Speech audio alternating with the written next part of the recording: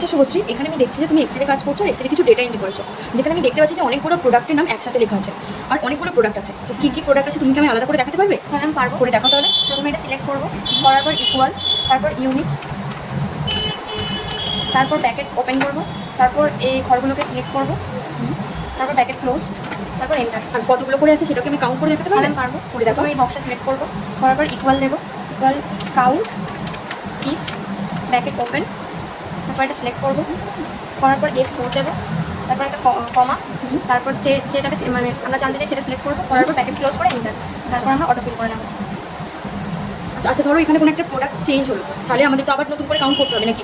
না ম্যাম, এখান থেকে অটোমেটিক ফিল হয়ে যাবে ওটা। আচ্ছা, ওই করো দেখি কোন প্রোডাক্টের নাম চেঞ্জ। যেমন আমরা এই চকলেটটা চেঞ্জ করছি, টি,